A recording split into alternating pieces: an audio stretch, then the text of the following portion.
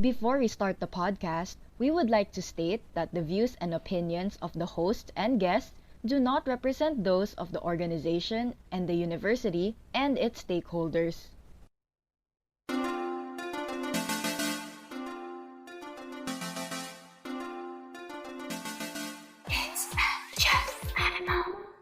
안녕하세요, 여러분. Welcome to Aja Animal's very own podcast called Aja Kaja Podcast, hosted by Listen to I Wish You Back by Han Ji-sung, Nerissa Flores, and Promise Di Niya Babanggitin ng G-Friend Today, Dana C, where we talk all things Korean from the Pinoy perspective. That's right! Get to catch a glimpse of everything K-related such as K-pop, K-dramas, K-food, just K-everything in the Philippines. Oh, so kamusta ka naman today, Dana? Oh my God! How's your day been? Well, we've been together the whole past 24 hours, Nerissa. Feeling ko naman you know how my day has been because you've been with me for most of the day. But, ayun, since we're here again, together, I'm happy! Yes!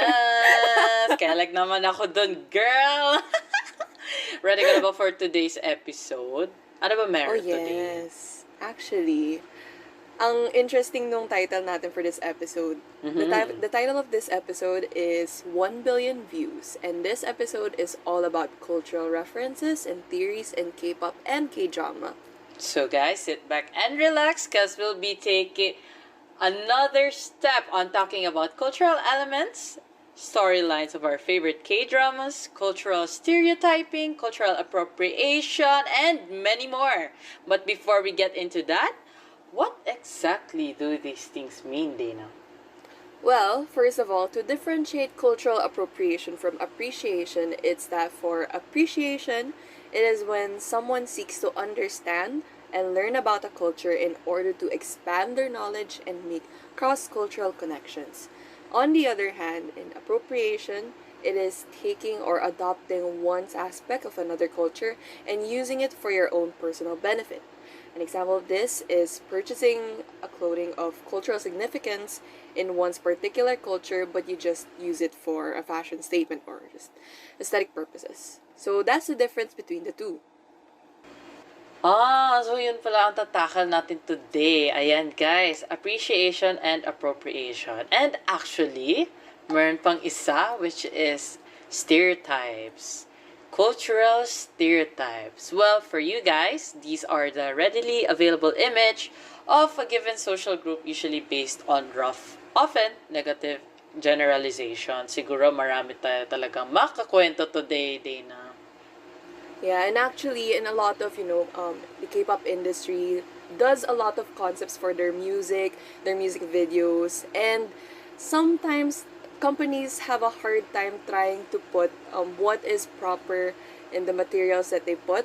It often needs a lot more research, and that's what we need to talk about today. And there are a lot of storylines which tackle on these certain cultural elements. So these are the things that you can notice in K-pop music videos, or probably the hidden meaning of a song. You could see it in the storyline and all the concepts. So we're gonna be tackling around those areas for this episode.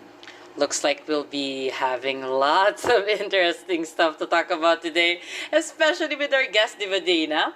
So, with this, would you like to do the honors of giving them a grand introduction? Naman, it is an honor for me, Yorobun, coming back to our studio, Miss Camille Yu, the char girl, and the president of Aja Animal. So, bilangan niyo yung mga masasabi niyang char today. And, okay, so our main vocal and main visual of the organization. Most importantly, a fellow K-culture enthusiast. Babam. Hello, Miss Camille. Annyeong! I'm here again. Thank you for having me back. Hello! Tingin mo, makailang char ka today, Camille? Feeling ko 0. Wow! Palaban! Take note ha. 0. We'll get back to you guys on that by the end of this podcast. Kung talaga bang successful si Camille sa hindi niya pag-chart today. And if successful din ako na hindi ko nabanggit ang G-Friend today. Not counting this one, of course.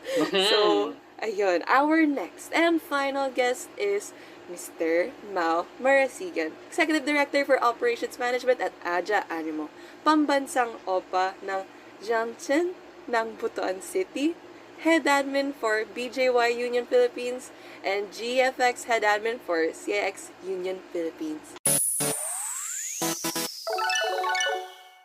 Just a little disclaimer, the audio quality of the next few sections might be inconsistent due to our limited resources.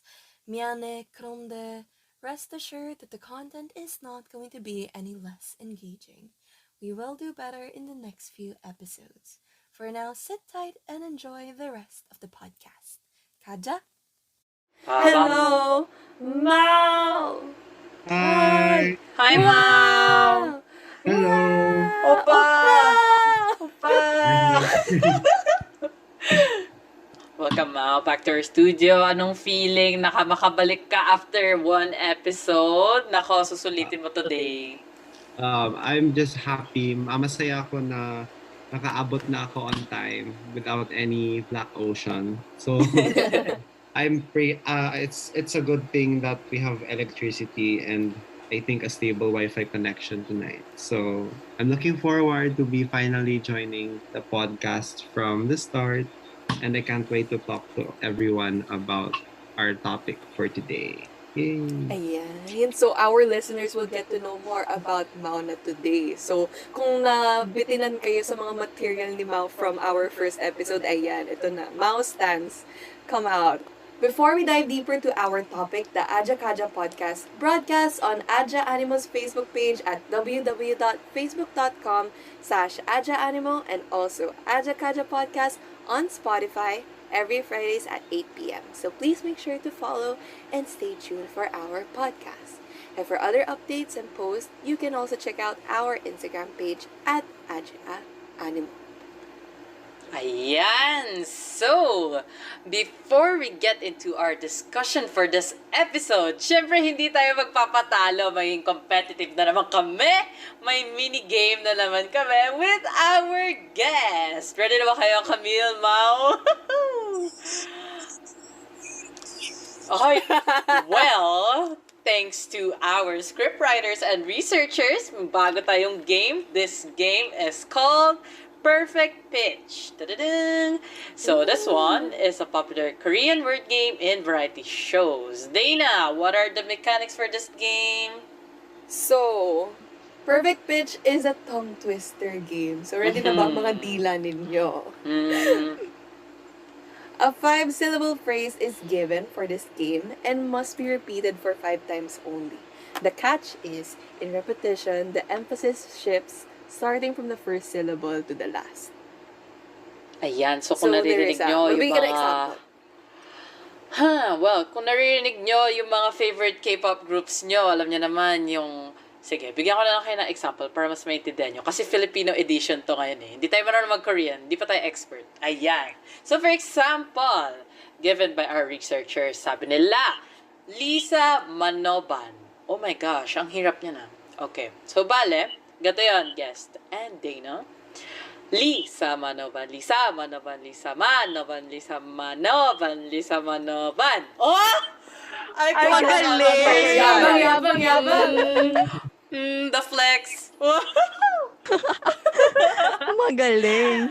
Ayan. So for this game, we're going to have one phrase. Yes. So, bali, ang ikot natin siguro. Paano kaya to? Paano ba to? Kasi medyo parang sortihan to sa sa ikot. Totoo. Okay, so, just to clarify for our listeners, ang maunang makatapos will be cleared for the rest of the round na. And ang matitira pa rin na hindi pa nakatapos would be considered as the loser of the game.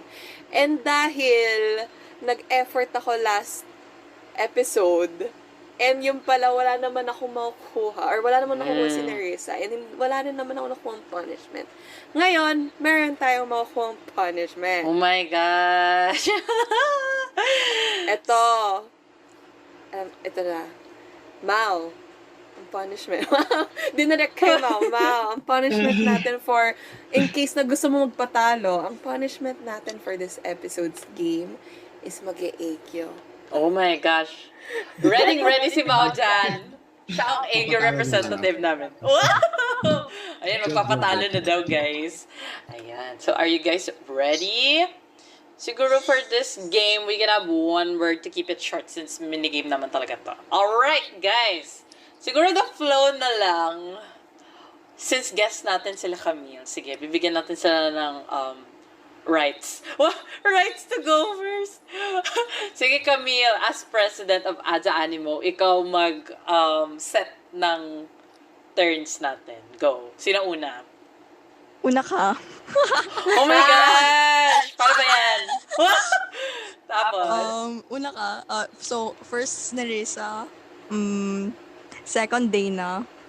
Third si Mao. Siyempre, fourth ako. Okay, sige. So, ayan, guys. Are you ready for this game? Ang phrase na gagamitin natin is dalgona coffee. Ang haba nun. So, dal, go, na, and then coffee. Okay, yun yung syllables. Hati ng syllables natin, guys. So, are you guys ready for this mini game? Sorry, Jillo. Kabado, Char. Ito ko yun kami. Hindi mamaya na yan. Oh, bilang. Alright. Let's start with the game. Me first, Dana, Mao, then Camille. Ready, set, go. Dalgona coffee, dalgona coffee, dalgona coffee, dalgona coffee, dalgona coffee. Go, Dana. Dalgona coffee, dalgona coffee, dalgona coffee, dalgona coffee. Okay, Mao, go. Dalgona coffee, dalgona. Ay, ang salas. Camille, go. Okay, wait lang. Focusing.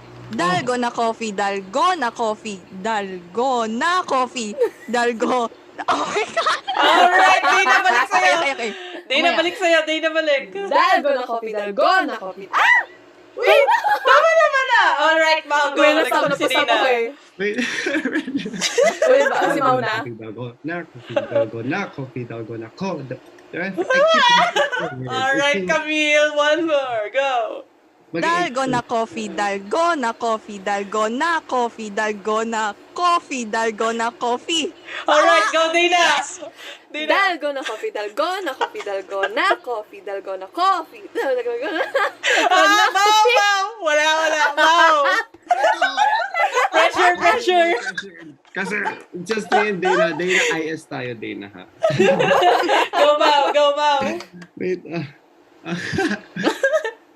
dalgona coffee, dalgona coffee, dalgona coffee, dalgona coffee, dalgona coffee. Ay, nako! Paano ba yan, Miss Dana? Hinahanap mo to eh. Mao, would you rather that we settle this through diplomatic measures? Ayoko, I think that I may be able to give you some sort of bilateral Oh my gosh! relation between the two of us. I could propose to you. Jeez, akala ko. Ayan, Ay, Dana. ang hirap pala niya. Sige, punishment pa more, Dana. Alright, so Ako since... pa ang nag-introduce ng punishment. Oo nga. Sabi ko sa'yo, nakalaan para sa'yo talaga to, Dana. So, Dana, with that, ready ka na ba mag-egyo para sa ating listeners? Hindi. Be the representative of buddies, girl. Labas mo na ang pagka-egyo mo. Alright, ready ka na ba, Dana? Whenever you are. Okay, ito na yung material na gagamitin ko. Teka. Paus pa naman ako, so I don't know paano magta-translate yun sa egyo. Yan, kaya yan. Okay. Hindi ba pwede ako na like as a person yung cute? Walang ganun. Walang ganon. Walang pinag-usapan ng ganon, pre. Fine. Hold on. Kaya mo yan, girl. Go. Can I... Okay. Not to say... Take two, take two, take two. Okay. Oh, 나둘셋 내가 너무 좋아 어떻게 내가 너무 예뻐 어떻게 나를 나만 볼래 어떻게 생각해 정말 말고 말해 좋다고 Ay, nako, guys. Ganyan talaga pag cute at maganda na at the same time. Pasado naman sa standards. Ay, may Wow. standards pa. Oo. ang hirap sa pausa Sinabi na yan. this one's for you ayan O, diba? Approved by our cutie pie, Ma'am Marasigan, ang iyong egyo day na. Thank you. Ayan, nabigyan naman ako ng recognition ng kasama ko sa So, ayun, I hope na you guys enjoyed naman 2 episodes in a row na ako natatalo. Dana, hello. What's going on? Malakas So, ako. let's see if this is gonna continue. Ano? Puro si Nerissa nga yung panalo this time. So, sige, let's see if we'll be able to continue the streak. But, okay, we'll move back to our topic for today. The views and opinions of the hosts and guests do not represent those of the organization, the university, and its stakeholders. Alright, so for our content today, ayan, marami tayong tanong, marami tayong katanungan, at marami rin tayong masasagot today. Pero first, for our lovely guest, we're going to talk about cultural elements. Ooh, it's a big word, big word. So, for you guys, what do you think are considered as cultural elements? Parang by the book ang tanong, ha? That's true. I think, for me, I'll go first. I think cultural Alright. elements consist of the language and the values of a specific group of people. That's right. To add to that, siguro the major elements of culture, this includes the symbols, which can be verbal or non-verbal, the language, of course, and the norms, values, and artifacts that are part of any society. Ganon. So to give our listeners a better grasp of what these are, could you give us, the guests, can you give us some cultural elements in Korea that you might know of? I think I can give one. I think in Korea, a cultural element for them is that they thank the food first before they eat. So like in the context naman of the Philippines, since I think predominantly we live in a Catholic country, so usually I think in a typical Filipino family, I think yung ginagawa is that nagpe-prayer before the meal. So there's kind of like a similar-ish relations, but it's in their own parang way of how their culture does it. The same thing naman din sa Korea na parang they thank the food first before they eat. Sa Filipinos, parang nagpe-prayer muna sila to thank the food and the meal before they eat. So that's my example for that one. That's true actually. Actually, even like most Asian countries, no, like, I know Japan also has something like they're thanking the food before eating. True. Totoo. Ikaw, Camille, ano naman yung magbigay mo? Well, ang nasa isip ko ngayon is like how hanbok basically. Because like in Korea, 'di ba, they use hanbok. I think they are still using hanbok for weddings. Parang ito yung winiwear. Wow. Sinusuot ng mga, I think the parents of the bride and the groom pag magpapakasal, if I'm not mistaken. Tapos tayo naman, ang counterpart nun is, you know, our Barong Tagalog and Barot Saya. Yun. Tapos, syempre, food. Of course, we all love food. Parang it's also part of our culture na. Let's say, tayong Pinoy, mahilig tayo sa matamis or something. Or like, parang hindi natin kaya kumain ng dry na kanin. Parang kailangan maglalagay tayo ng sauce. Well, yun yung observation ko. Tapos like in Korea, mahilig sila sa spicy. Ayun. Ang fun. O, diba? Ready na ready ang guest natin today. Dalawang cultures ang binigay kahit Korea lang ang hiningi. So, I hope mga listeners natin today na-gets nyo naman ang lahat ng definition of terms natin for this whole episode. Since we are on the topic of culture, syempre, let's talk about the cultural references in K-pop. So, for me, what excites me in K-pop as a whole, syempre, hindi magpapatalo. Mga kakaibang comeback concepts every time. It's like every element of producing a performance has been thought of. Yung mga songs nila, stage outfits, music video symbolisms, and more. With that, I'm curious. Have you ever made or just thought of an MV theory? Kayo, meron ba kayong nadaanan na gano'n sa buhay? Never, parang I think, nakikibasa lang ako ng mga MV theory. Totoo yan. Oo, kasi Same, parang, parang hindi ko rin gets, like, how the people think, char. Parang ang galing din kasi ng mga fans na makaisip ng mga ganong theories. Ang galing lang.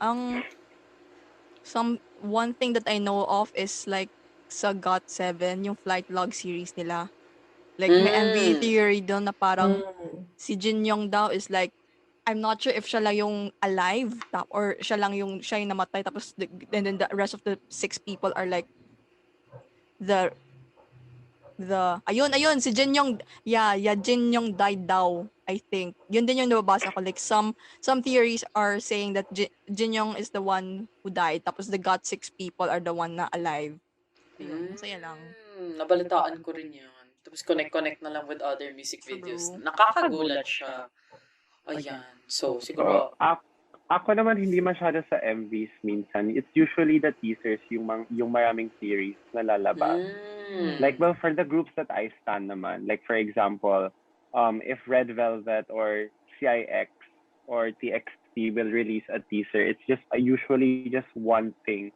And then like there will be so many fan theories created by like the fans, but in the end it's going to be a completely different story, not something that the companies were able to create that no one would expect. So like may impact siya. So I think it's very nice din naman on how parang conceptualized K-pop MVs are now compared to yung K-pop MVs before. Kasi before it was more of like concepts lang eh. Like concept lang siya. Now it's just like concept with like dualism and parang proportionalism pa for yung mga interrelational stuff. So it's really a very diverse and very fun parang agenda sa K-pop ngayon. You know, that's true. Like, as a K-pop fan for a long time, parang I'm not even surprised by the amount of times na I get surprised kasi they always, think outside the box. Ang galing ng mga producers, ang galing kung sino man ang nag-iisip na if ever those theories that we think of are actually like true, how do they think of it? Like how, like pre-production, do you really think about it like 4 years before the release of a certain song na, okay, you guys have to do this. And then, babalik natin ulit yung symbolism na yan dun sa comeback nyo in like 2-3 years, diba? So, it's amazing. Ang daming nangyayari in K-pop music videos. Like, the littlest thing, like, just the smallest siguro butterfly, and it would already mean a lot of things dun sa lore that's going on in their music videos. What do you think, Camille? Ang nakakainis pa, they never confirm. Ay, totoo. Actually, may mga groups nga na kahit sila, parang hindi nila alam na, uy, may ganun pala na theory. Ang galing naman ng fans namin, di ba? Parang hindi ka pwedeng, parang kailangan smart ka para mag-gets mo yung mga nangyayari. Tapos kasi parang pag hindi ka smart, parang, ganun na lang. Yes, we think. Shout out sa mga theorists dyan. Thank you sa pagsusuporta ng aming pag-iisip sa mga ganyan. May But sasabihin then, ka like, I have something to add. Yeah, parang like, I do agree about that on how Camille phrased it na parang it's always something parang what? Parang it's something, they always present something new to the table every time their groups make a comeback. And I think, like, I would commend the companies for investing so much for a production that they're not even sure if it's gonna parang flop or parang be accepted by the general public mismo. So it's actually a really difficult thing to do. So big props to like yung creatives and production team of each K-pop comeback. Like super props to them sa kanilang parang pag-iisip on how they want their MVs to go, on how they want the album concept to go, yung promotions nila, then it also fits with the team. Pero ang galing, pero like yung sa groups naman, I feel like nabibrief sila ng companies na bawal kayo mag-spoil. Like I feel like they know their comebacks for 2021. They're just gonna say it. Bigla lang tayo na teaser, gano'n. Like, Gawa na pala, di ba? every 12 p.m. Every 12 a.m. siguro na KSP na like nakakabiglaan lahat. Parang, may new teaser na pala BTS or example, EXO. Hala! Then magwa-wild yung Twitter world ngayon, di ba? Parang ganun. So, ang galing naman. Galing naman. Totoo yan, o, di ba? Since ang dami pa nating makakwento, siguro magbigay tayo ng isang group na ito. Binigay kasi ng lovely researchers natin. So why not give it a shout out? Alright, given by our lovely researchers here in the studio, we have here a K-pop concept with an interesting storyline. I guess you guys know this group, VIX. So VIX has a conception trilogy. Would you guys happen to know this, mga guests natin? I know VIX because of school 2015, I think. Ayan. So, Dana, can you give us a little context? Okay, so to give you guys context, VIX is a South Korean boy band formed by Jellyfish Entertainment through the 2012 reality show My Idol. And this conception trilogy na sinasabi ni Nerissa is a series of music videos released by VIX. These music videos are all meant to show one story that is tied up with a Greek mythology concept. So, like the first one, the trilogy first started with Dynamite, which is inspired by Zealous, the god of jealousy. And then this was continued in the next comeback, which was Fantasy, and this was inspired by Hades, the god who rules the realm of the underworld. And then for the third installment, VIX returned with The Closer, closing their conception trilogy with inspiration from Kratos, the god of authority. Wow! Well, actually, ako, TMI, casual listener ako ng VIX since nag-start din ako ng K-pop. And ngayon ko lang nalaman na may ganito pala sila. Akala ko, kaya pala tawag sa kanila King of Concepts. Ito pala yon. Para tuloy sarap balikan. Di ba may mga other music videos din tayo from other groups na pag nalaman mo, uy, may theory pala sila, tapos babalikan mo to study the music video.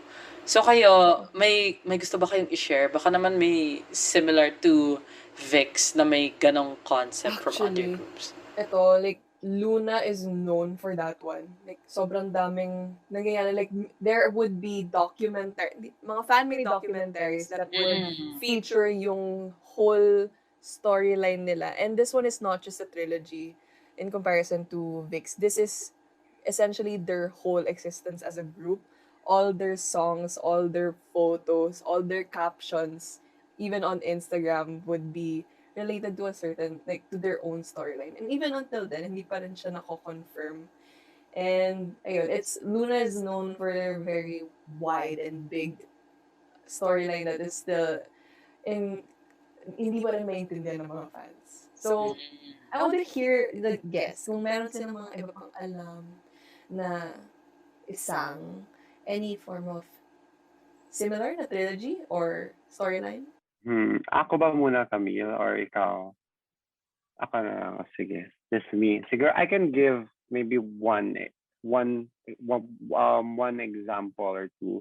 I think when it comes to concepts, I'm pretty sure everyone would know Red Velvet is not gonna be a group that would repeat the same topic over and over again. They always bring something different, and they, I think, set the standard then somehow on how versatile they are as a group, based from their name pa mismo na Red Velvet, na two concepts nila. Red for more upbeat and more vibey songs, and then the Velvet songs are more of like yung mga subtle and more like the R&B type. So I think Red Velvet also exemplifies on how they are able to make different types of concepts. One recently, I think, would be yung last comeback nila yung trilogy nila with Zimzalabim, then Umpa Umpa, then biglang magsa-psycho sila at the end. It was just like, yeah, chef, it was a, chef kisses masyado yung ano na yun, like yung trilogy na yun for Red Velvet. And like my storyline pa yan each type, like yung songs nila. So ayan, that's mine.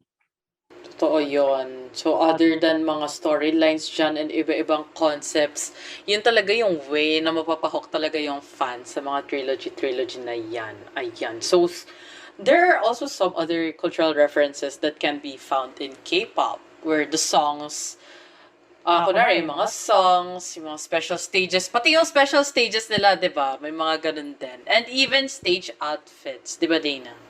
I actually agree with that. It's like everything in K-pop has symbolic meanings.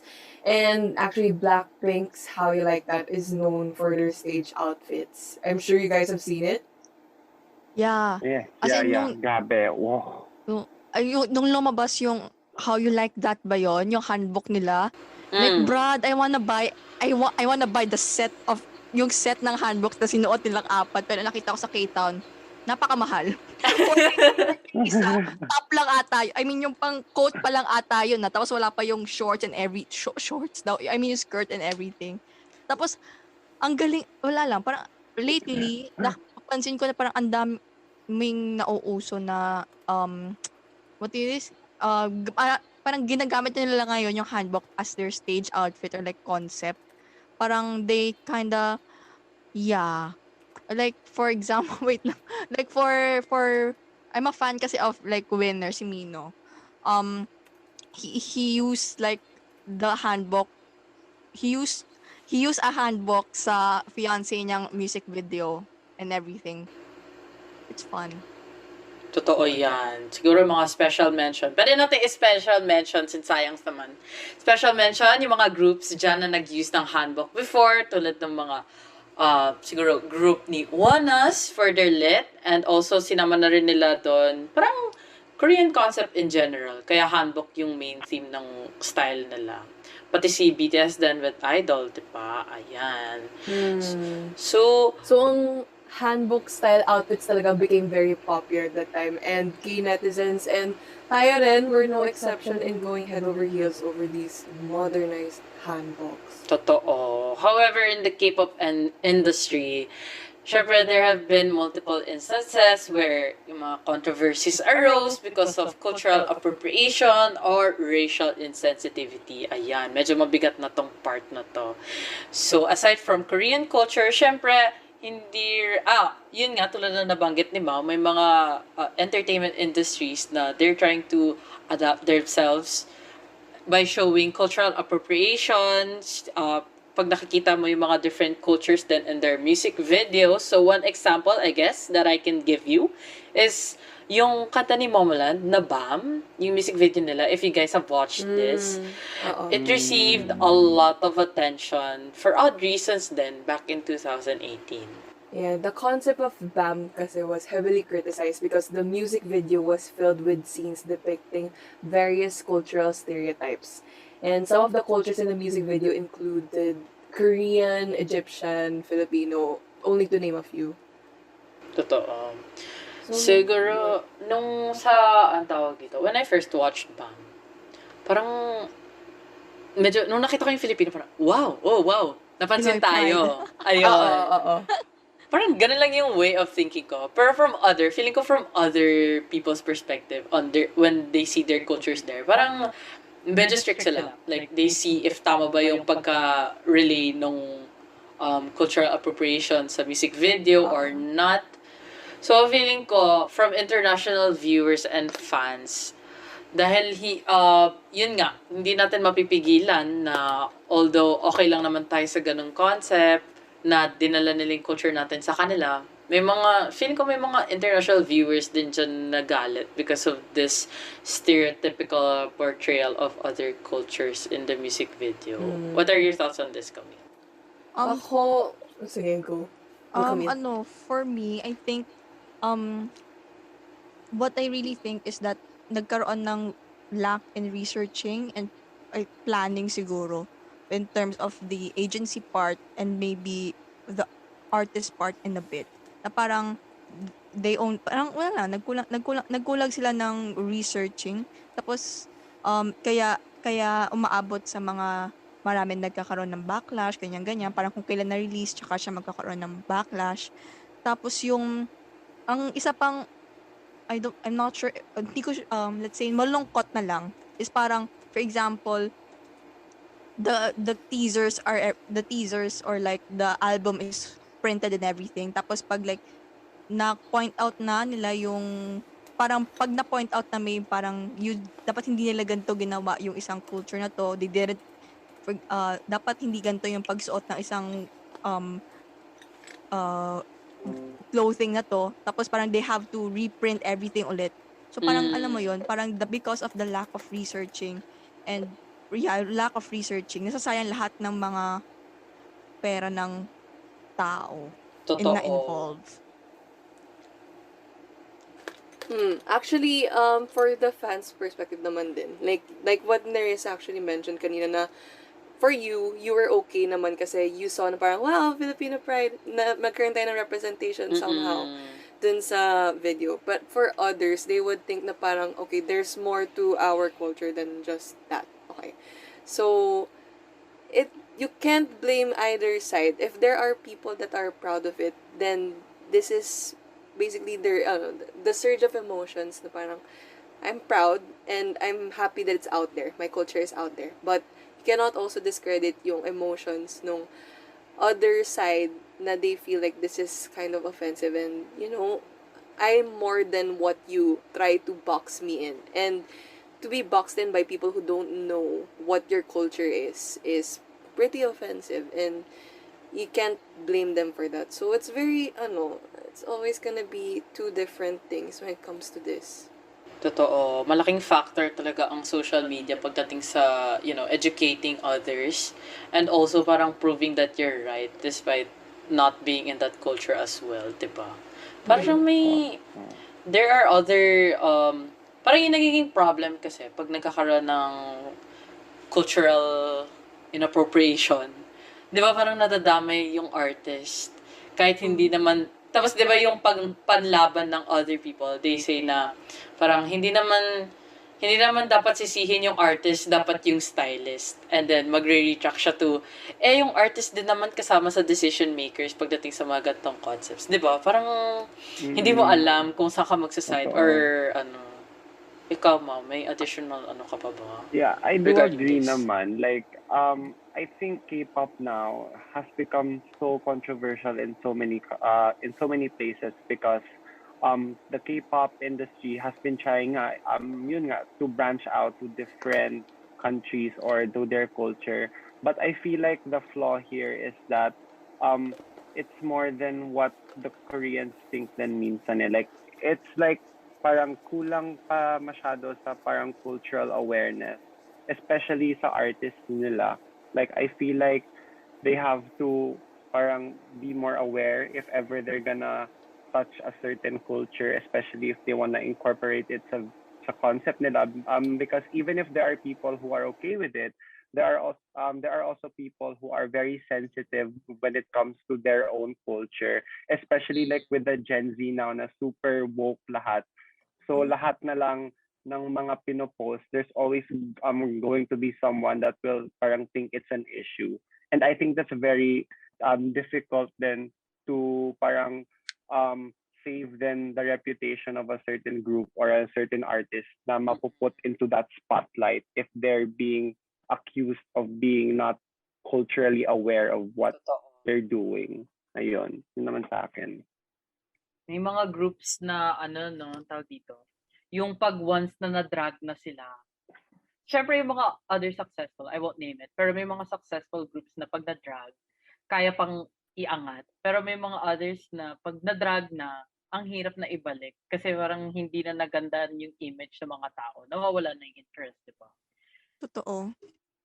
Tsaka parang parang it's not, I think basta for me lang, it's not all, you shouldn't always blame the artist. It's everyone involved. Like the agency itself, the stylist and everything, it's everyone involved. Tapos I feel like the best that the agency or like the entertainment company to do is like to also educate their artists as well. For example, 'di ba, I think um parang parang may mga nakakita ko na, for example, in a Muslim country, 'di ba, you cannot touch someone. So for sure, pag may like pag magfa-fan meeting doon, for sure wala na silang high touch. So like in a way, they know Mm-mm. um parang nagkaroon ba ng briefing for the artist. So it's good, but I think it can be better pa para, or yeah, and or like gloves para nothing will be, I'm not sure, basta, or pero ang alam ko, they most likely try to think of other benefits na lang that doesn't include like high touch or something. Tapos ayun nga, what I siguro sana, they, I'm not sure ha, but like I feel like based from judgment, parang they don't consult to someone who is in that culture. Parang Mm. yung mga parang nakikita nilang research is only based from observations lang din. Parang they don't consult to someone who's working in that, who belongs to that culture. And as K-pop starts to globalize, wow, globalize. As K-pop starts to, yeah, like what Mao said, globalize. I feel like they should be more sensitive, or like be more educated na on how these things should go about. Ayun. Mm. Okay, so now that we were able to talk about na nga everything pressing when it comes to the K-pop industry, and it all comes down to knowing respect, and when it comes to the industry kasi, at the end of the day, it's about the fans as well. And you can't treat it simply as a business because you are also providing this avenue that reaches a lot of people, and it's important to consider the people that you are marketing towards, like your market. So be respectful and Mm-mm. know what they really want, and what kung ano talaga yung tama. So yun. So this is not like K-pop industry really goes a long way just to show concepts, but it's also important for them to really know if this is really it. Like we have to the industry needs to learn that this is more than just a business. So Totoo. The K-pop industry is not the only uh, aspect or sector that is exempt from cultural appropriation. There is also the K-drama side, which also has their own um, sides wherein they have shown um, some that is inching towards cultural appropriation appreciation. And now we'll dive into that. Yay, char. Interesting. So for you guys, why do you think K-drama became huge internationally? Honestly, as someone who got into like the Korean culture shenanigans through K-drama, it's really the storyline and their format for K-dramas. Honestly, nung una parang, oh my God, 1 hour for an episode? Ano na, isang buong movie to? Hello, kaya ko ba? Tapos, pero when you watch it, parang, oh my God, yun na yun.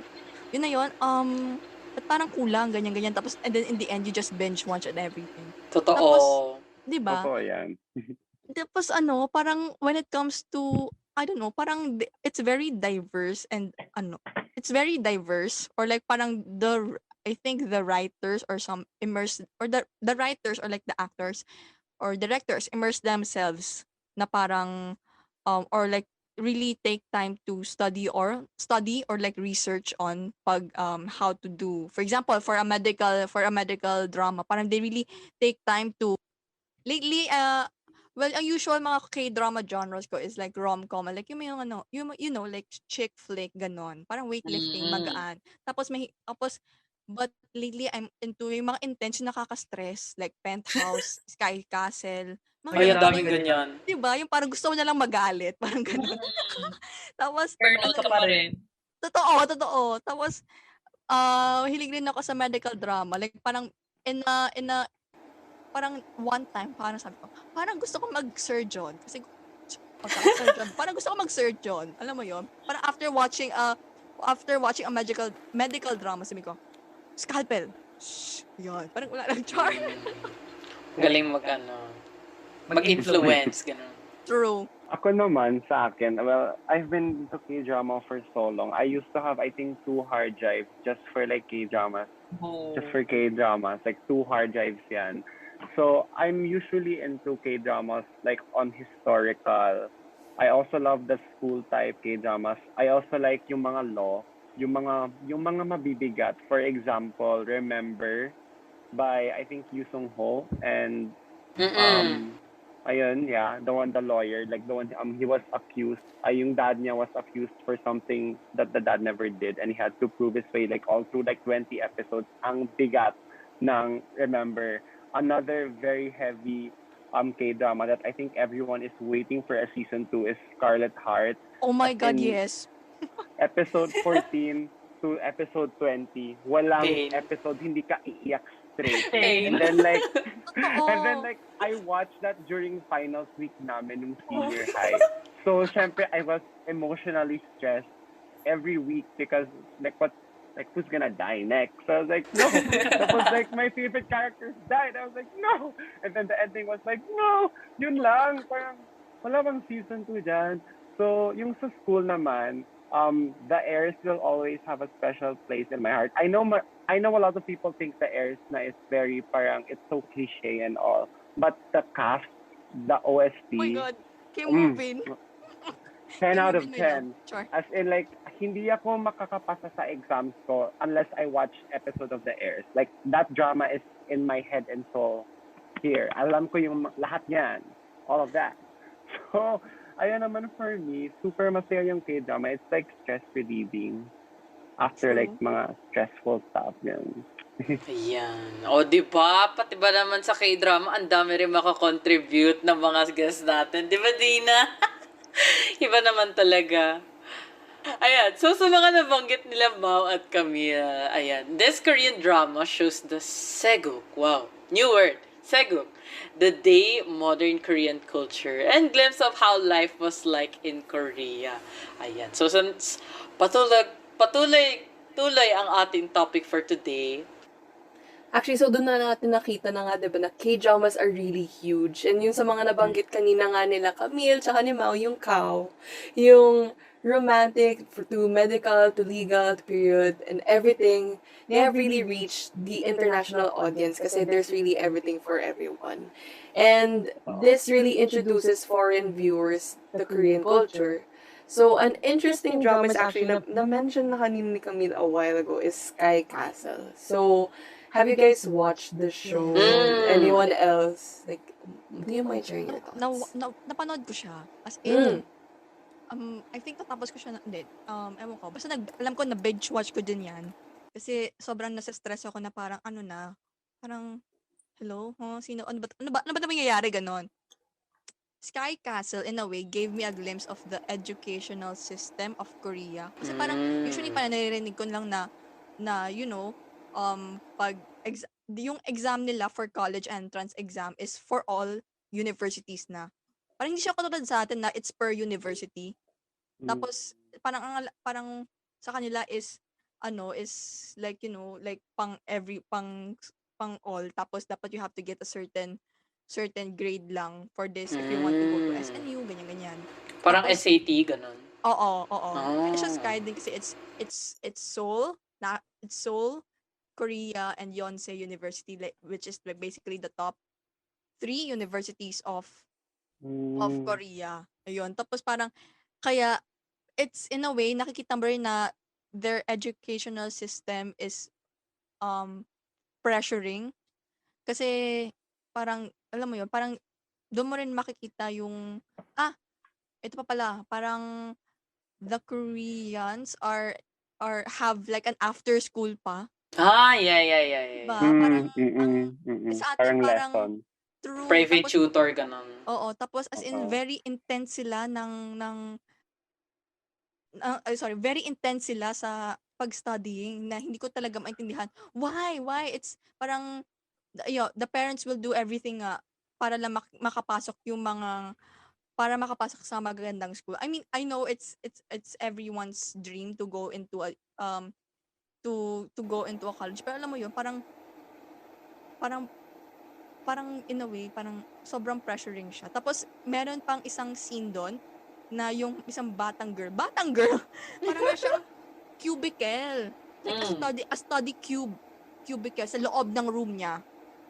Alam mo yun, yung parang imagine discussion room ng Henry but for one person. Oh my gosh, di ko Tapos hindi kaya. siya glass, tapos parang siyang kahon.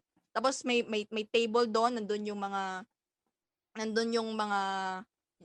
mga books Sticky niya. notes, Parang ganun. binilhan daw siya ng mom niya noon para mag-get into the zone na she's doing, you know, para mas ma-focus siya sa studying. Parang itong true. Yeah, as in, parang, kaya in a way, parang, hala, kaya ko bang mag-aral sa Korea ng ganun? Alam mo yon as a happy-go-lucky, parang hindi ko kaya yung pressure. Totoo yan. Naalala ko nga yung I don't know if alam niyo yung clip na yun, yung kay Wendy. Yung parang, like, when? Like, why do we have to study this much? Like, for what? For who? Yeah, yung bago niya. Oo. Sobrang Yung naalala ko yun. motivational niyan. Yes, napaiyak ako dun. Naalala ko lang dun sa, grabe. Sobrang grabe talaga. Kaya, Pero Wendy's smart naman. Like, smart girl. Oo, that's true. Totoo.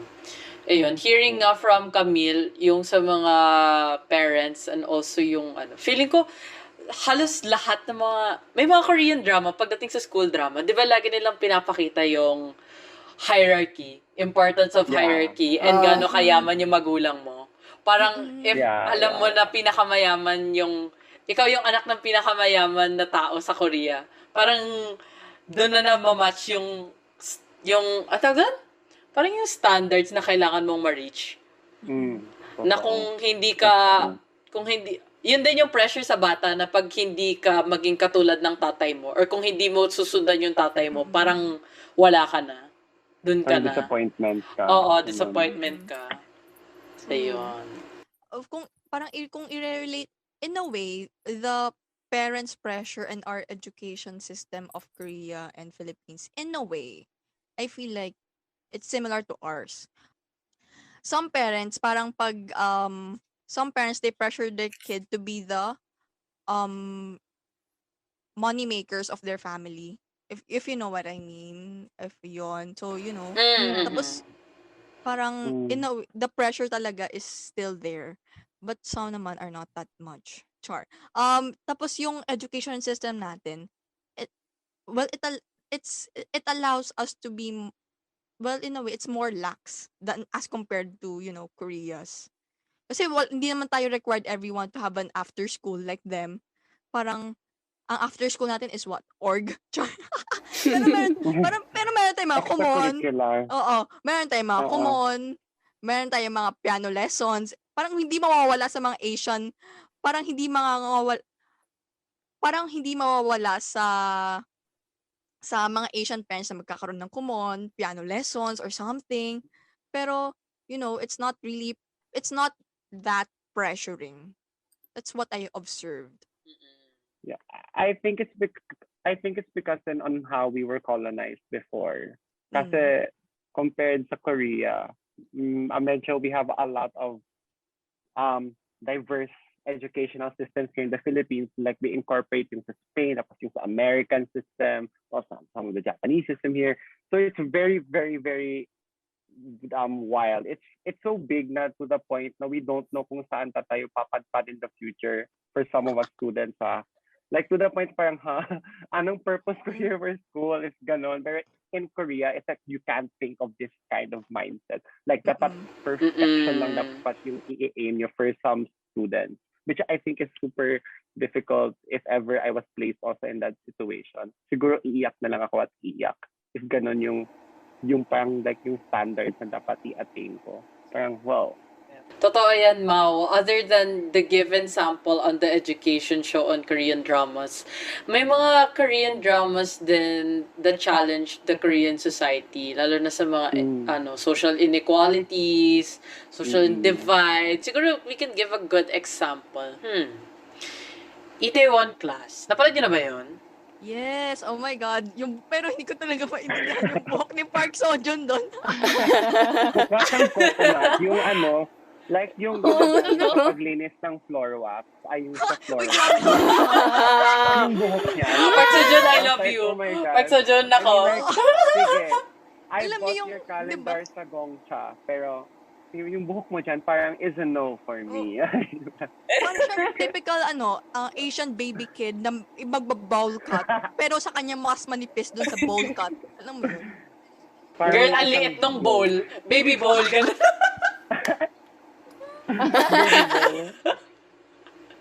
Ayan. So to give our listeners na hindi pa nakakapanood ng Itaewon Class, this K-drama was actually shown parang yung diversity sa setting, sa hierarchy, sa parang tawag dito, kahit sa race din, pinakita doon. Actually, Itaewon is one of Seoul's diverse and foreign-friendly district.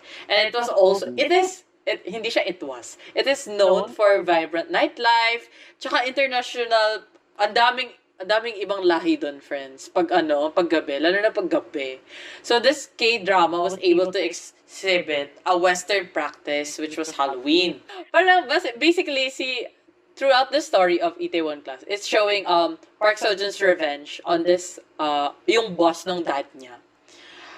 Hindi ko na kayo ibibigyan ng spoiler, pero yon revenge niya doon sa pinakasikat na may-ari ng parang food company sa Korea na naging parang doon nag-work yung dad ni Seo-joon, and then parang from there may nangyari kasi, and then he plans to take revenge by starting his own company and then fighting against him in the same industry. Ayon. So others, siguro ang maganda kasi din doon sa Itaewon is napakita nila rin parang hindi lang siya nakafocus sa isang character. Na-touch nila yung other issues, social issues ng Korea through their characters din. Di ba, napanood niyo na, di ba, yung Itaewon Class? Hindi ko tinapos. Oo. Naloka ako. Why? Kasi hindi ko Maganda tinapos siya. kasi like I just couldn't finish it.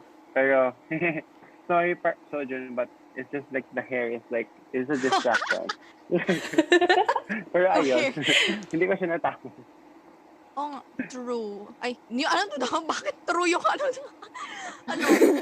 like what Nerissa said kanina, parang yung diversity of characters din, parang what I appreciate, I don't have the right to appreciate that, pero I think what I like is that yung the South, tama si Nerissa, like ang diverse ng mga characters. Tapos what I kinda like din is that yung person of color nilang character na si Kim Tong is really like a person of color. Hindi sila like parang alam mo yun, like what, 'di ba sometimes kasi there are producers or some actors that who like color themselves to match that color.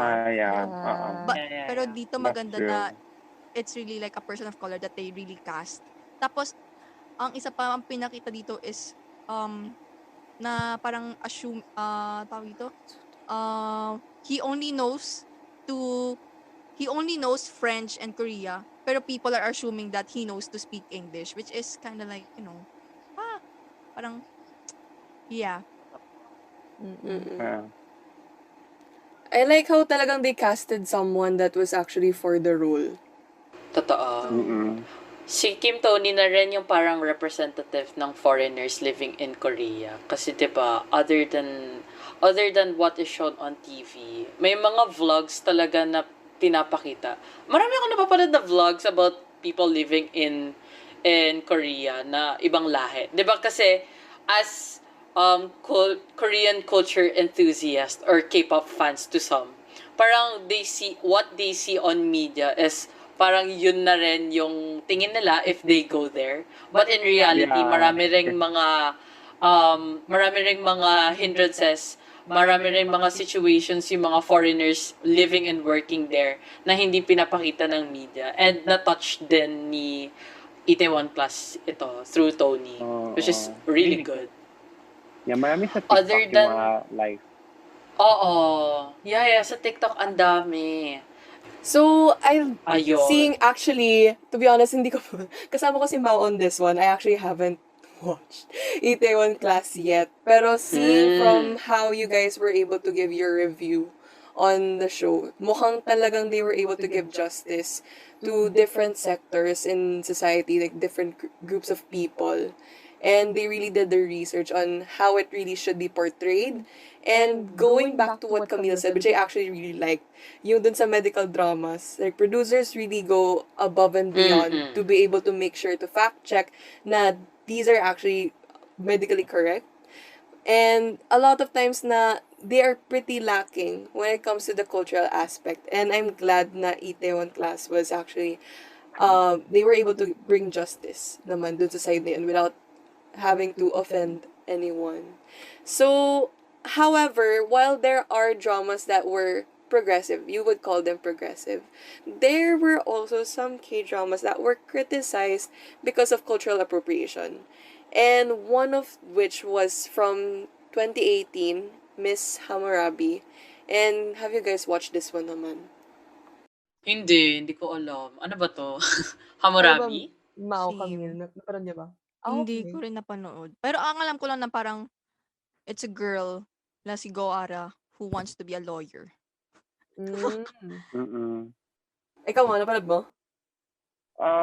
Vaguely. Pero hindi ko maalala yung buong plot. Okay. But I know So, about that scene. Or I think that scene. okay.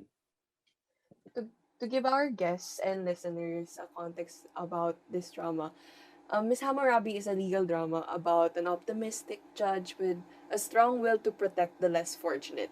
Due to the judge's kind and understanding nature, she was given the name Miss Hammurabi. Where actually many fans enjoyed the drama because it showed them a glimpse of what life was like as a judge and how they fought for justice. So despite the good feedback from some fans, there was also there was a blatant misinterpretation of Muslim women in this drama.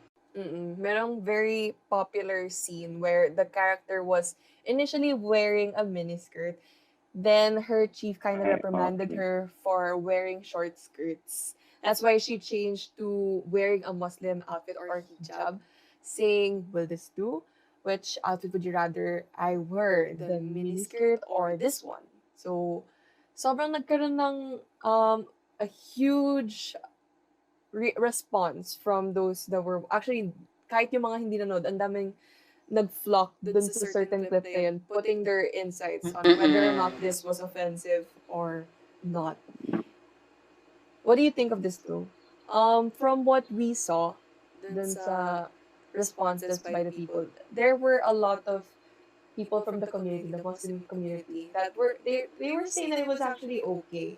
And it wasn't more about the cultural aspect of it, but rather another pressing issue, which is the sexualization of women. And it wasn't really a butt of the joke. That wasn't how the hijab was used. It was actually used in a way that actually promotes another cause. And sobrang lalim din kasi nung issue na to. And it was done with taste. It was done tastefully. And that's what a lot of the Muslim community were actually saying. But of course, there were also some people that were not really all about it.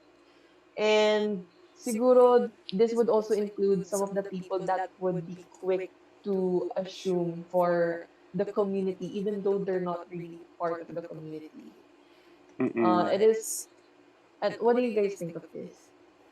Well, sa akin naman, I think the producers were trying to send a message, like give a statement or like an advocacy or like a social reality of the injustices that we have here.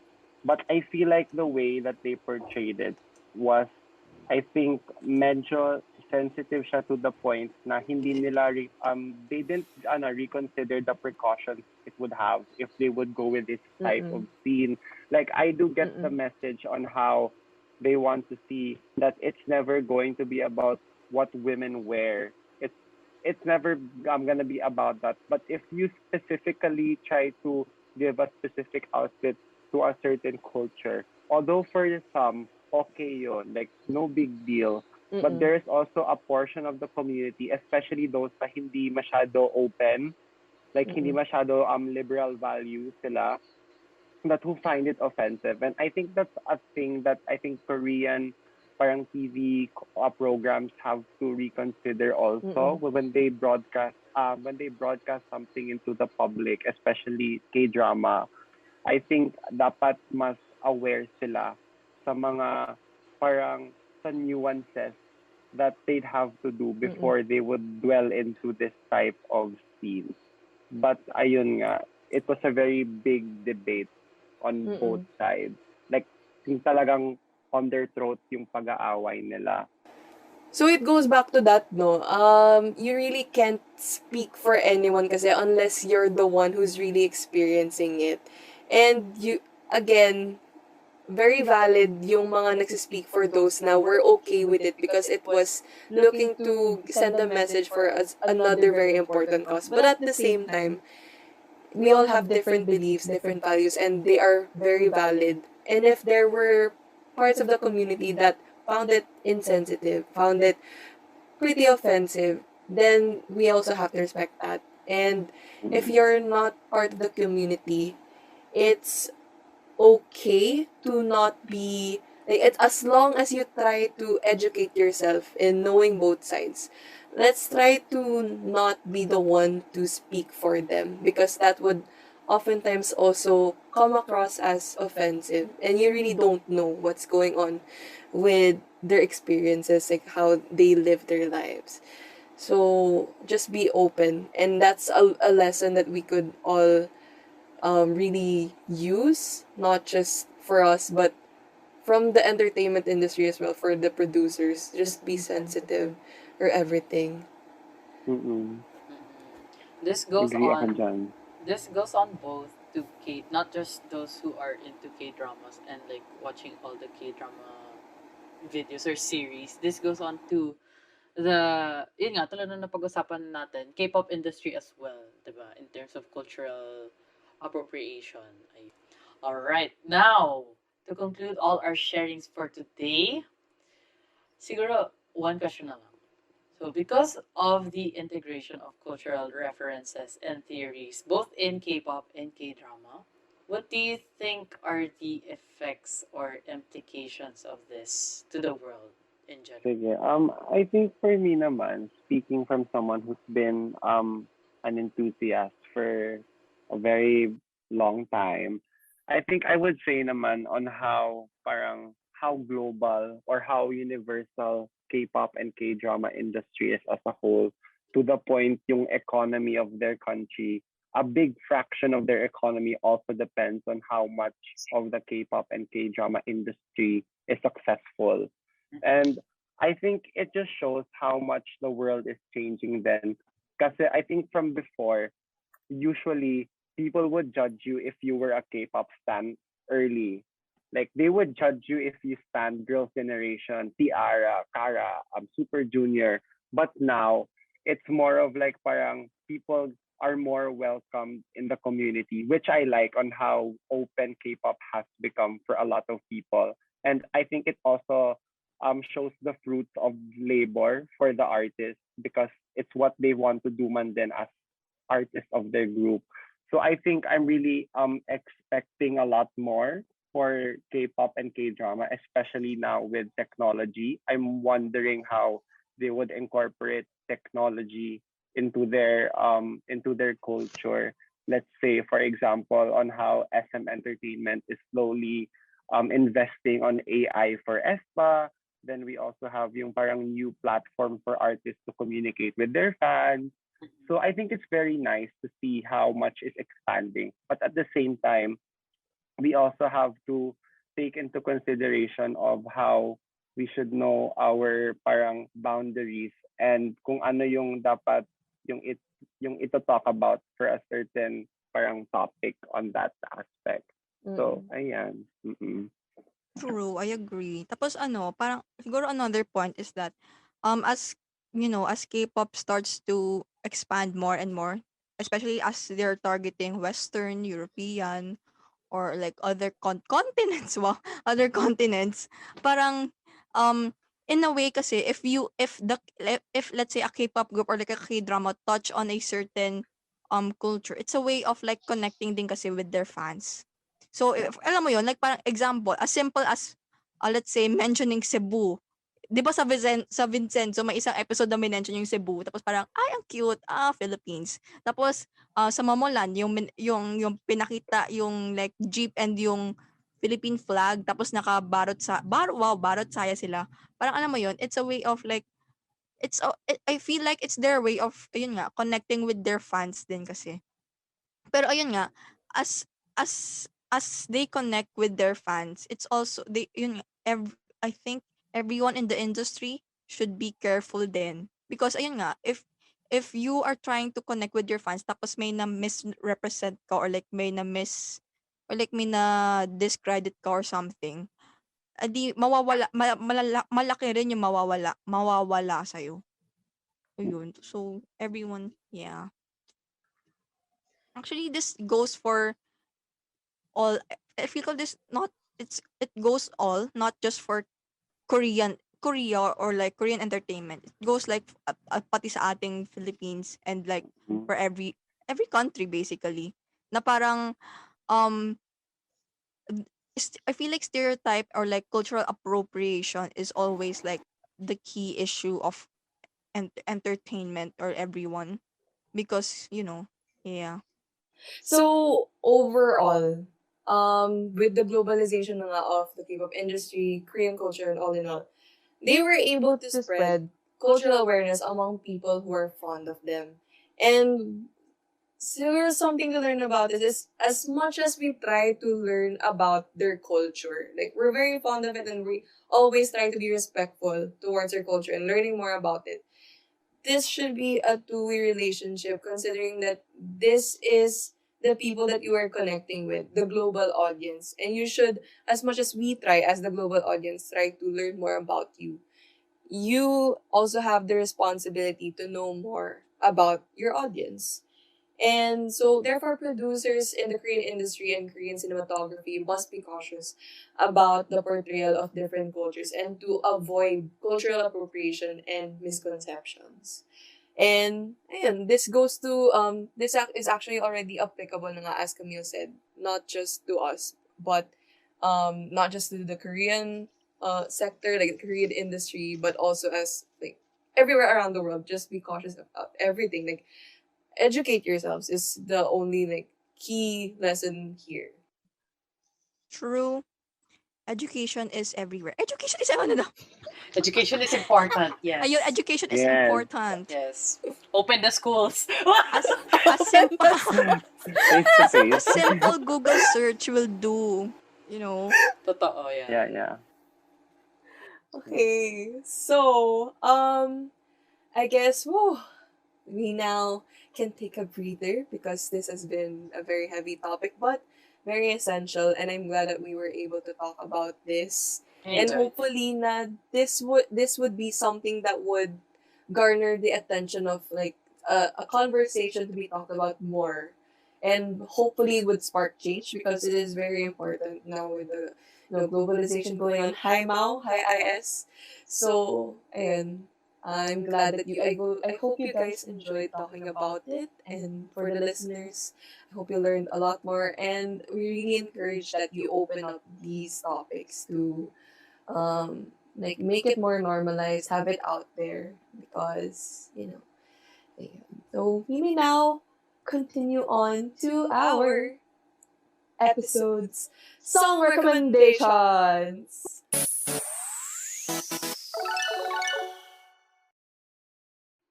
Woo! Move! Move na. Day na Milagro, di mo pa na-mention ang G-Friend today. Naku po! Kaya talaga. Kaya. Sobrang pigil na pigil ako. Alam mo yung, sige. Alam mo yung mga times na pwede tayong like about sa storylines. Iniisip ko like while Camille's talking, while Mao's talking, sa loob ko, G-friend would be a good example for this. Pero, ayun. Actually, nag-hold back na lang ako sa Stray Kids kasi baka masimulan ko na hindi na ako makakapigil, friend. Ayan. So, for today's song recommendations, sino kayo mauuna sa atin? Do we give one or do we give two?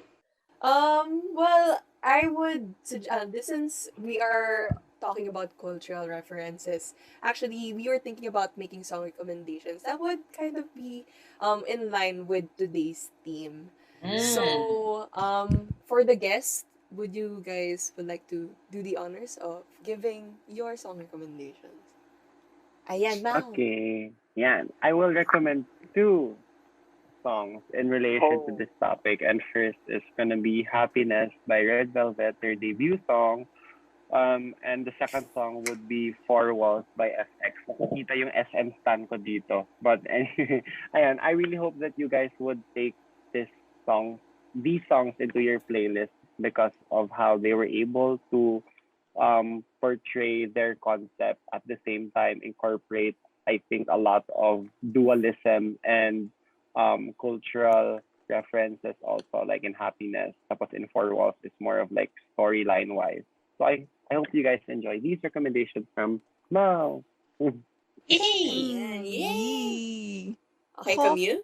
For me, I would recommend Minos fiance or anak ne because yung if you watch his music video, the song itself based from Sumpi. It's meron siya mga samples from trot songs, which is we all know trot is like a genre of music in Korea na pero na luma ganyan. Tapos he was able to pull that off, or like he was able to incorporate it with his song with his own twist ganyan. And in the music video itself, makikita mo na he's wearing it's like it's set in Joseon Dynasty, tapos he's wearing like a hanbok or everything like that. And in the like anak ne kasi is like an old, if I'm not mistaken, is an old term ng Korean na parang, which means like a woman, or like an old fashioned word for woman. So that's my song recommendation. Listen to Fiance, Stan Mino, Stan Winner. Okay. We will stand winner. Yes, Camille. Okay. So, Nerissa? Ako? Sige, go. Ikaw muna, go. Okay. Ako, I would like to recommend, ito actually is one of my favorite songs talaga. Nagkaroon ng time talaga na I was listening to it every day because I love the meaning of the song. And then, sobrang sakto because this is Sunmi's Lalale, and it actually has 3 different meanings. So, yung Lalale and yung Korean counterpart in the title is actually Nalari. And so, dun pa lang, there's actually a play on words. And the first meaning of Lalari is actually essentially what the song talks about, which is being that girl. I'll just say it like that way. That girl. She's that girl who doesn't care about whatever anyone thinks about her, and she will do whatever she wants. And even if you think about me in this certain way, then what about it? So it's such a nice song, and yun yung first meaning. And then second, actually, this is the cultural aspect of it.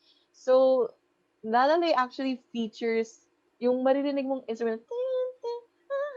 Yun sa part na yun. It's actually a Korean traditional wind instrument called the tepyungso. And it's like medyo yung onomatopoeia na form niya. It's like nalali yung sound na it's giving off. Yun yung main melody nung whole song. And the last is Nala, which means to fly in Korean. So, sobrang in line with what the song means. So, ayun. I highly recommend that you listen to Lalali. Nerissa? Wow. Grabe guys, ang deep naman ang nabigay nyo. Ako parang naisip ko lang cultural. Ay, ganito. So guys, sige, to keep it short na lang, go list down our song recommendations. Please add mine. Hindi na ako masyadong mag-explain kasi parang inisip ko lang talaga. Gusto ko lang marinig kasi parang every time na narinig ko yung song, there's something culturist about it. Culturisms. Yes. Ayan. So siguro the first song for me, since nabanggit kanina, thank you researchers for giving me back to the days. Guys, I would recommend you Vic's Shangri-La. Wow, ayan.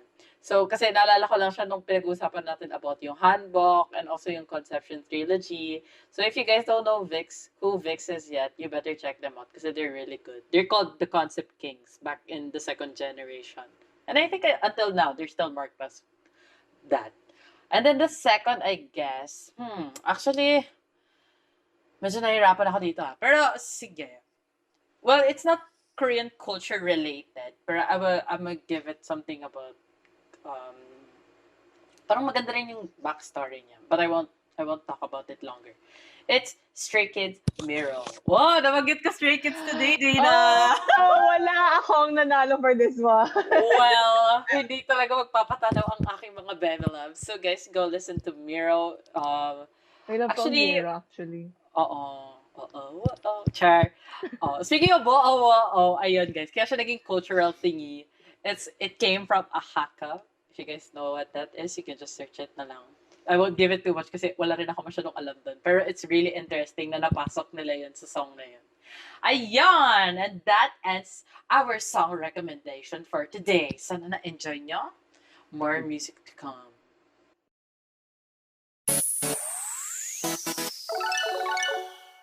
Alright, so for today's episode, we hope you guys learned a lot about cultural appropriation and appreciation. So if you guys want to share more about it to your friends or to us, go leave us a comment.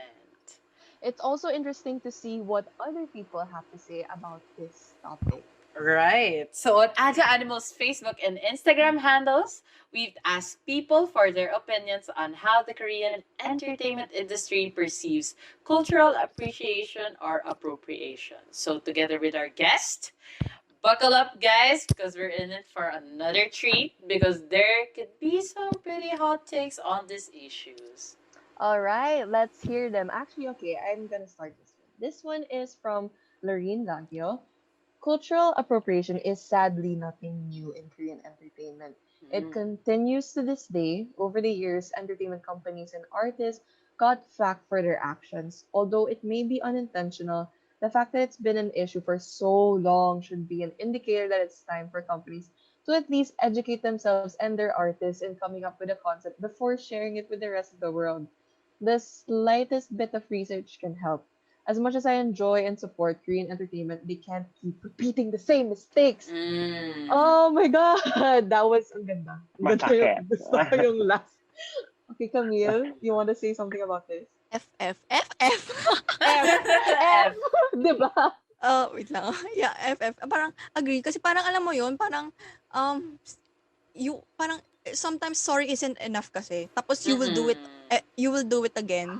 Tapos parang, parang, wala lang din. Parang wala nangyari because you didn't improve. Exactly. Totoo. Parang nakakatakas na sila. Sa tingin nila makakatakas sila sa maliit na bagay lang. Totoo. And it's always the same agency statement. That's it. Oo. Okay.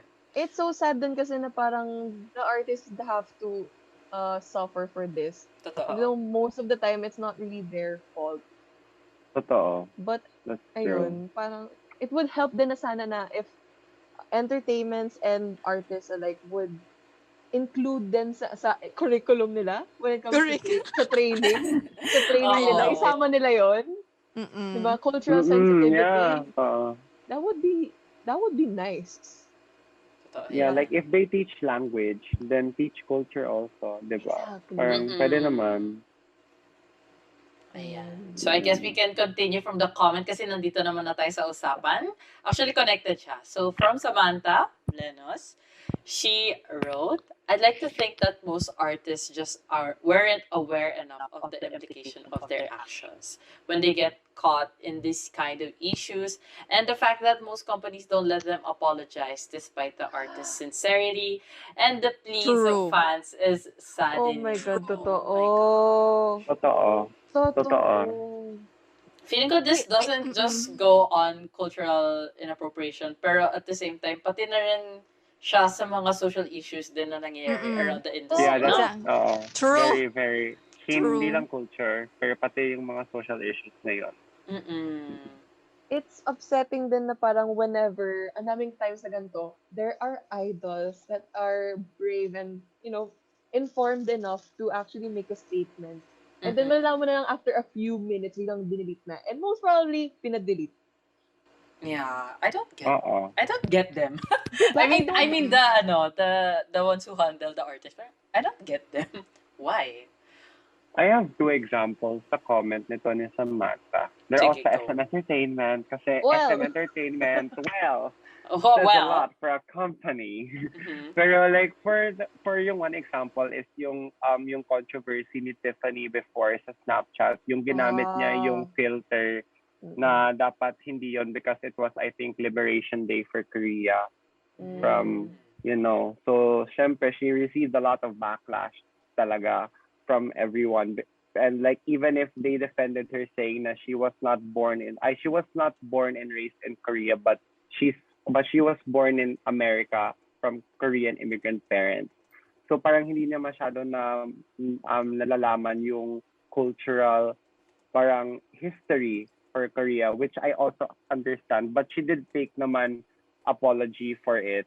Pero ayun nga, it's just also the fault of SM Entertainment for not doing something then for that. And the same thing for Irene. I know that we don't know what happens behind the spotlight, but I think yung behavior then on how artists are supposed to preach what they talk sa fans.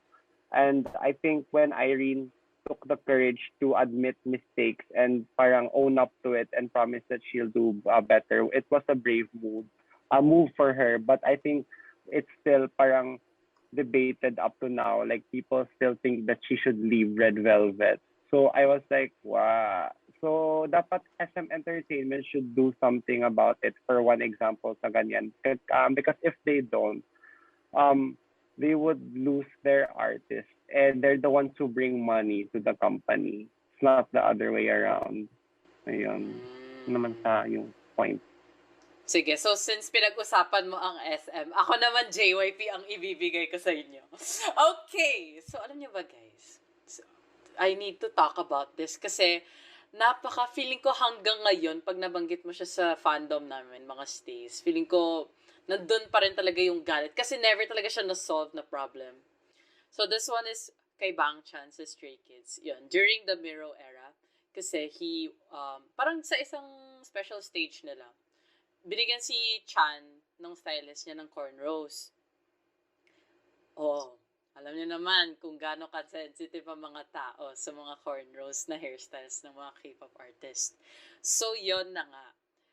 Nakita na hindi pa nakaka-perform sila sa special stage. Sa red carpet pa lang, picture pa lang nila, doon na nag-start yung galit nila for Bang Chan. Which is parang, guys, why are you blaming the artist? Blame the stylist. Ganun yung parang defense ng fandom to Chan.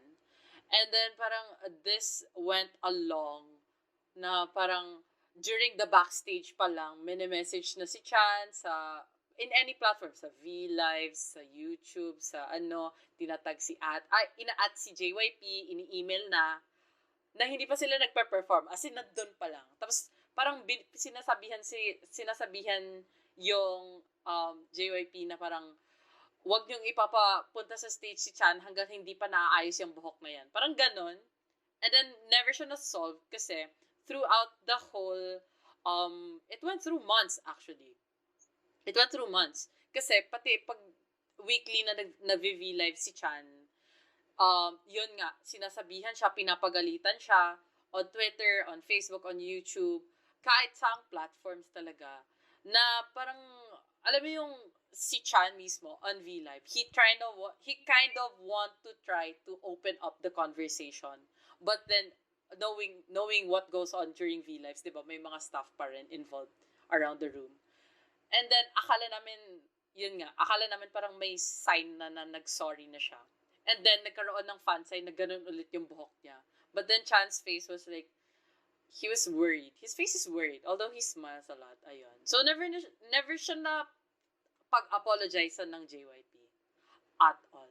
Para lang siyang, ang way of sorry is just, Bangchan gave a hint about cultural things. Pero like, napaka-lay low lang to avoid siguro getting by the company. Ayun. O, di ba? Ang True. haba ng kwento. Kaya nga, parang ano talaga, like, kaya nga, they actually, not just the artist, but I mean, the artist should also be, in a way, educated that these types of hairstyles are not for fashion. They meron silang may history sila and everything. They, kahit na yung, I think dreadlocks, actually, to be honest, lately ko lang nalaman na hindi, dreadlocks shouldn't be worn, or like, shouldn't be styled like that, and hindi lang basta-basta nagde-dreadlocks of ng ganon.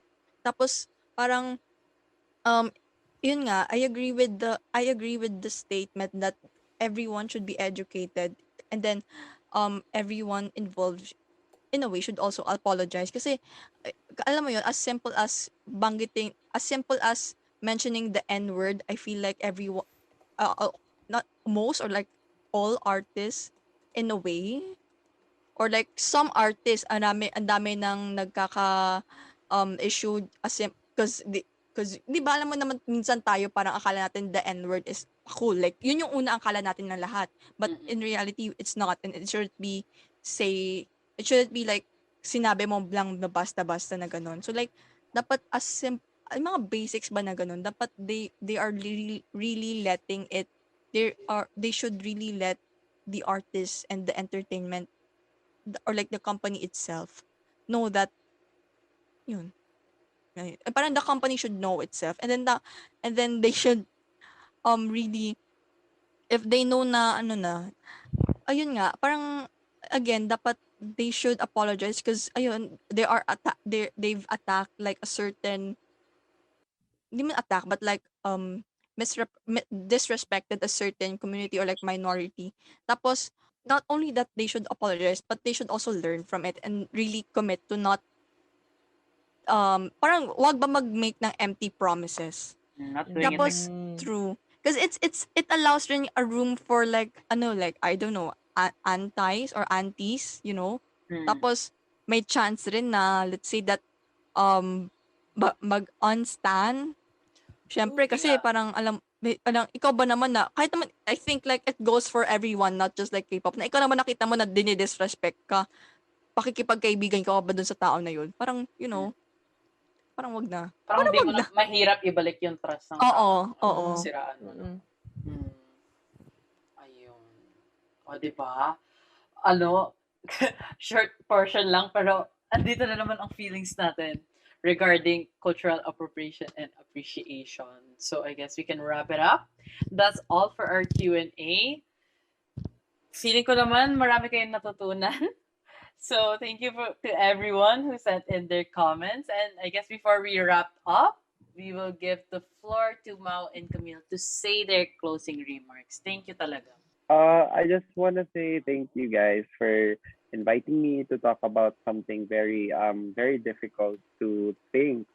Kasi very sensitive yung mga topics natin now, but I'm really thankful that I was able to share some of my thoughts and be able to learn also from your opinions.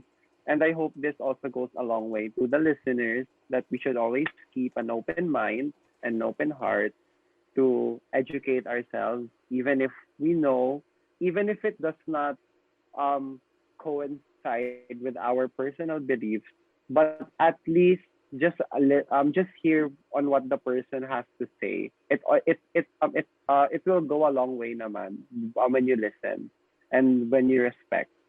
So I really look forward to the next episodes of the podcast. Abangan nyo na lang, listeners, kung ano yung mga topics sa sa last few episodes. Very exciting. So, good job, Dana and Mary. I love you. Good job And, also. and I'm honestly looking forward to what the future would bring for all of us. Merci beaucoup. Yes. What about you, Camille? Go say your closing remarks. Thank you, Mao. So thank you once again for inviting me for today and for inviting me for this episode. Ang char count ko lang ata was 5. Cheers. Okay, 6 na. Wow. Anyway, yeah, I really enjoyed talking about today's topic because it's really something that I've keep on I keep on observing then. And it's really not just for Korean industry in general.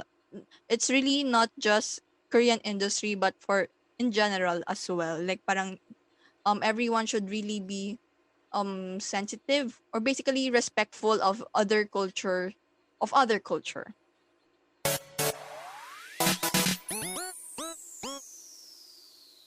The views and opinions of the hosts and guests do not represent those of the organization, the university, and its stakeholders. Thank you to our amazing guests for a lively and very informed discussion. I hope our listeners enjoyed this episode and maybe even learned something new because this was definitely an eye opener. Oo, nag-enjoy ako. Grabe. It's definitely an issue that needs to be addressed in the entertainment industry talaga. As well as everywhere around the world actually, no matter what culture you hold, tsaka yung mga artists that you follow. Grabe. Mm-mm. Kailangan talaga pag-usapan yung mga ganitong bagay.